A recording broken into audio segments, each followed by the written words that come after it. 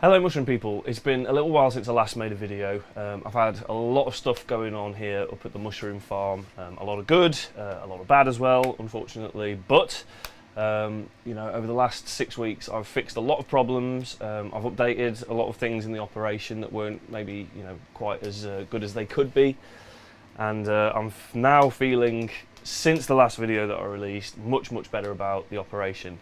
So some of the things that have been going wrong, I've been having some problems in the fruiting room, unfortunately. I've been having like a bit of rose combing, it's called, with some of the mushrooms, and whilst they're technically still okay to eat, it doesn't look good having warts and things like that on your mushrooms. So I've been spending quite a lot of time figuring out where that is coming from. So it's taken quite a lot of troubleshooting, and I've done quite a lot of made quite a lot of changes in the operation. But one of I haven't quite figured out exactly what it is yet, but I have managed to fix it. So I'm going to keep watching things carefully and seeing what happens. What I think has happened is one of two things, basically. It's either that the hardwood briquettes that I've been using, sometimes they can have contamination of like petrochemicals and stuff in the chips and in the briquettes. I've chatted with quite a few people that who run sawmills, and apparently it's quite common for like lubricants and diesel to sometimes sort of spill out onto the sawdust pile, and that's where these things come from. So it's kind of interesting to bear in mind, and it's good to have a better idea of where your substrate is coming from, really. Because you can go online, you can buy briquettes or pellets or whatever, but unless you actually call up and check, you might not know what where is that wood coming from. Is it getting mixed with pine sometimes, because a lot of the sawmills actually do both, and I can't guarantee that there's no pine that has gone into that, into those briquettes. Likewise with the lubricants and diesel and other petrochemicals. So yeah, so that's the first thing the rose combing might be. The second thing, and this is what actually in practice seems to have been the problem, because this is the thing that seems to have made the most difference. I think I was slightly overhydrating my blocks, and I'm using a little bit less water now, and that seems to have changed it. So it's a hard thing, whether it's the extra hydration was allowing like residue from the contaminants to leach into the mycelium or something. I don't know, but the good news is that I have actually managed to fix the problem. So yeah, I will keep you updated on that as soon as I sort of find out more.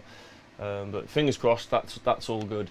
And so because this was happening, I ramped production right down until I fixed the problem. And lately I've had about a quarter of my usual output over the last month or so. But like as of this weekend, we're back up to full production again, just in time for the first farmers market next Saturday, which is super exciting. It coincides with like Super Saturday, they're calling it, where we're going to have limited openings of lots of events, markets, and things like that. So it's going to be interesting. It's going to be nice to get back out, talking to people again. It's going to be a little bit weird, a little bit scary, but I'm sure with all the regulations and everything, there aren't going to be any problems, and we can make a success of it, at least for the summer. So on to the good things that are happening right now.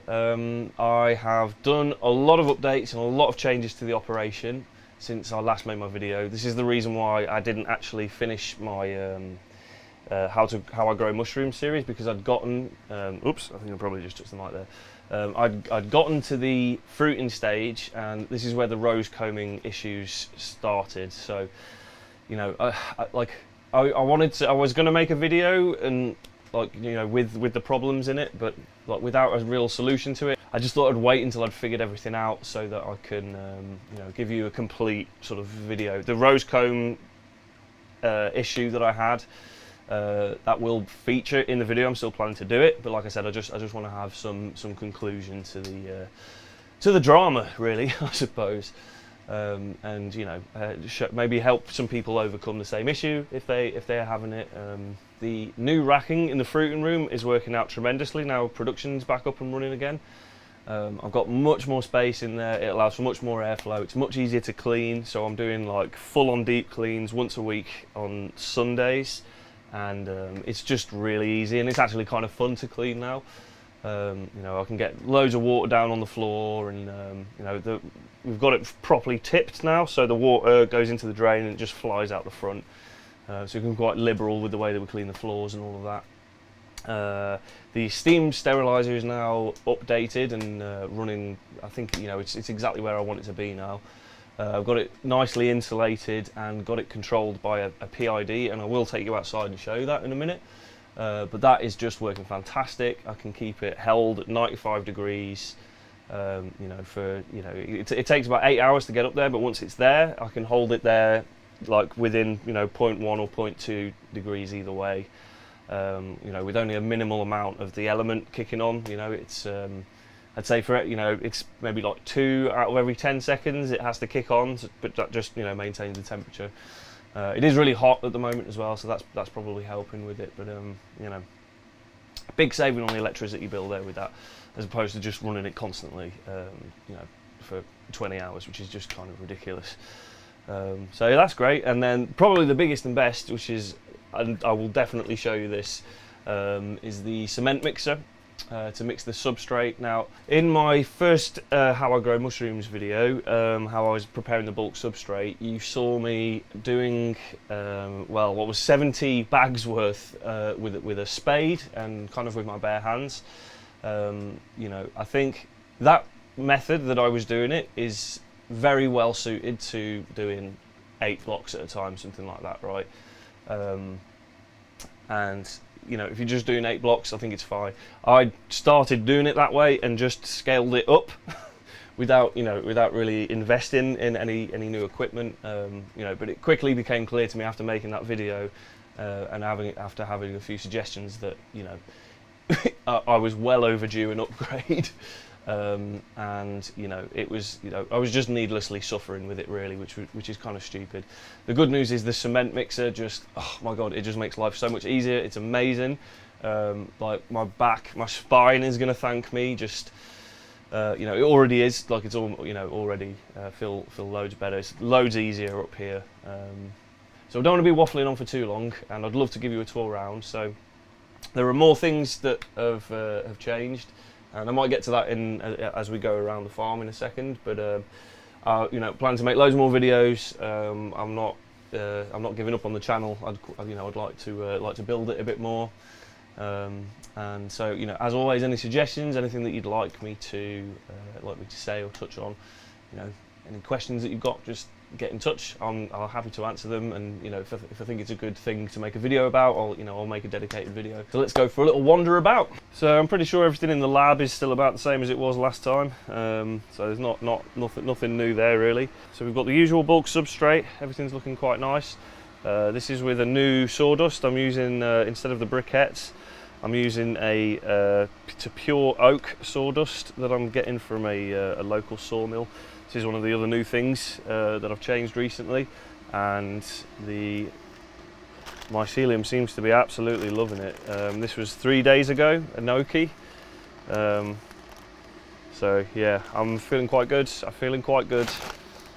It's a green oak sawdust, so it's from a guy. He exclusively chops oak beams is what he does at his sawmill, and he cuts the oak green. So I don't know if that makes a difference. If anybody has used green oak sawdust before, let me know if you've had any if there's anything unique about it that I need to know or bear in mind. I was thinking the moisture content would probably be higher than usual, higher than the dry stuff. So. But yeah, we've got some blues here. You can see everything's looking really nice, really happy. Another new thing that I'm doing is I'm using millet as a grain spawn. I'm not actually, it's not in full production, I'm just doing tests at the moment. But yeah, I'm really liking it so far. It's taken me a while to get the moisture content right. And I've done like a million side-by-side tests, but I've gotten to like a really good point with it now, and once I've tested it more, I will make a video about the grain spawn, but millet is the way to go for sure. So here we are, this is the fresh mushroom preparation area. This is where I do everything like packing punnets and baskets and things like that. It's where we've got the fridges.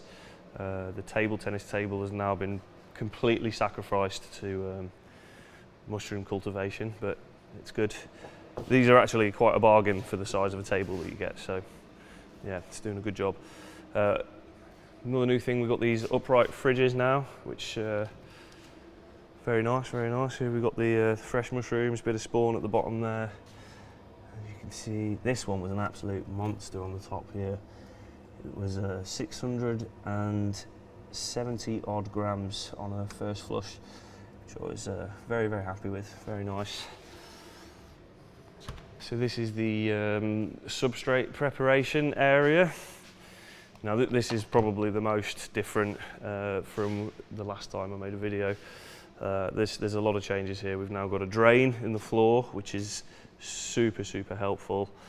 You know, this is the other half of the tennis table we've got set up here. I use this just for preparing grain spawn, substrate, things like that. We've got this double stainless steel sink as well. Got it from an auction, 100 quid, amazing. It was sold as having 2 missing legs actually, but I looked at a picture of it and saw that it had 6 legs included and thought it looks like it only needs 6 legs. So you know, I took a gamble on it. It turns out they just counted the number of legs wrong, so I got myself an absolute bargain there. Nice one. It's another thing very excited, very happy about. New and improved stainless steel steam steriliser with the insulation on. This is just, I think I've probably got some around somewhere. Yeah, it's this insulation. You can buy it from Screwfix. It's a mixture of the two. I had this one to reflect the heat back, and then this one on the outside, and I've just wrapped a few layers around. It's nice and cheap, and it seems to be working pretty well. Like when it's running, it only feels very slightly warm on the outside. It could maybe do with a few more layers, and that would do it, but for now, I'm very happy. Next time, I think I'll probably do like a cask type of a situation, like a barrel, so where you've got like insulation and then sort of cladding around the outside. Just to, you know, the more efficient this insulation is, the better, because you want to keep all the heat in really, because you save loads on the electricity bill. So we also have this hooked up to the PID controller as well, which is really nice. It's a shame it's not running really, because I could show you how it works. The element is currently off at the moment, so it thinks it's trying to heat it up, but I set it to 95. It takes about 10 hours to heat up, and then when it does, it only has to kick the element on for a few seconds at a time to top the heat up, basically. So yeah, I'm saving a lot of money on the electricity bill with that, which is amazing. We've got this lid for it here as well, which just goes on top, and yeah, it just seems to work pretty well. Really happy with it.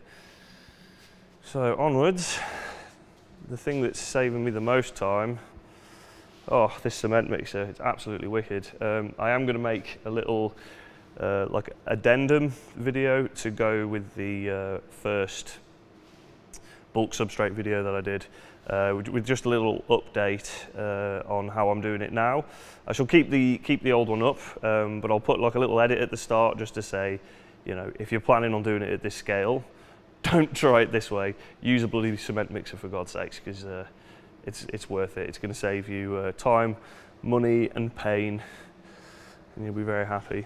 Yep. So I hope that was of use to someone. To tell you the truth, I've been procrastinating for quite a while and making this updated video, but I'm kind of glad I waited now, because it's nice to just sort of you get the Christmas effect, as I like to call it, where you know, you wait and then see all the changes at once, and you get to appreciate it all even more then. So I'm hoping to make much more videos and be a bit more consistent with releasing things now. I've got a little bit more spare time, hopefully, anyway, unless anything else goes wrong.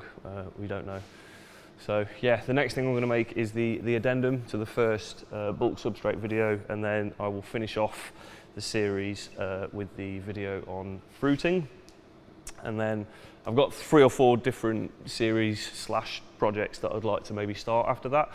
and you know, I'm going to have a little think about which one. But there's some exciting stuff to come. So you know, if you want to see more, please let me know. It's really good to get an indication that I should keep doing these. Until next time, much love and speak soon. Bye.